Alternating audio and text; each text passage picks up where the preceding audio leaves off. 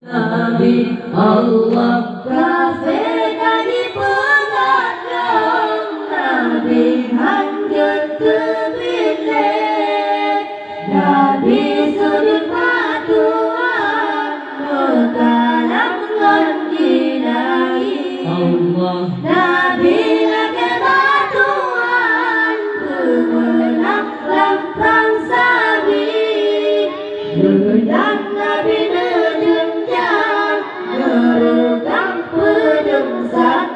Allah Nabi nuyu pegundrang tanda perang masih kafir Allah batunya larangan dua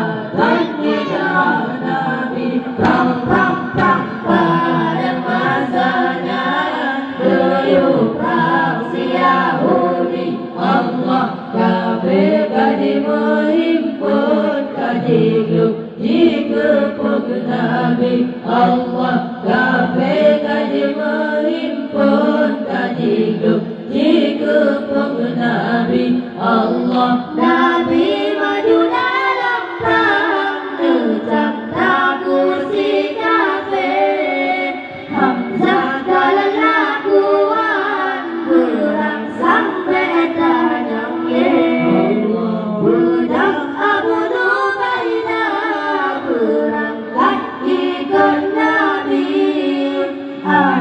Godana pasang madu dalam pangsabi Allah Nabi nuyu pegundrang tanda perang masih kafir Allah batunya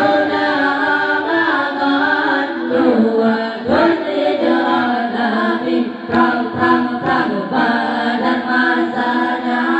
nuyu perang si Yahudi Allah kafir kaji menghimpun kaji grup jika pengenabi Allah kafir kaji menghimpun kaji grup jika pengenabi Allah Ali bin Abi Thalib terangkat ke pahlawan juga hadapan dengan Zulfikar kepenari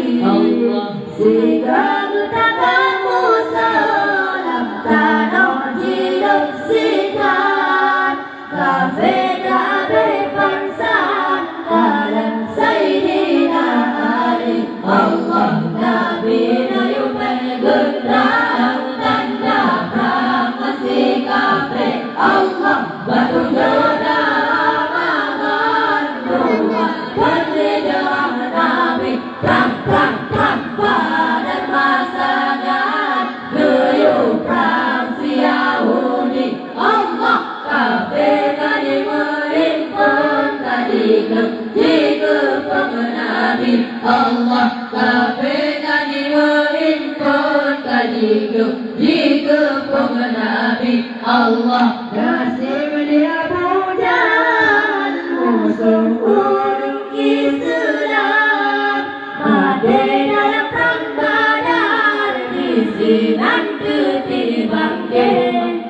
kafir yang ada menjiplung takbir pun berkumandang bendera urung Islam putih ataupun cakir Allah Nabi nuyu pegundrang tanda perang masih kafir Allah batunya larangan dua hijrah Nabi perang pada masanya nuyu perang si Yahudi Allah kafir kaji menghimpun kaji grup jika pengenabi Allah kafir kaji menghimpun kaji grup jika pengenabi Allah kafir kaji pengagang Nabi hancur terpilih Nabi sudut batuan berkalam menjinai Allah Nabi lagi batuan pemenang lampang sabi dengan Nabi jenjang derekam pedang sakti Allah Nabi nuyu pegundrang tanda perang masih kafir Allah batunya larangan dua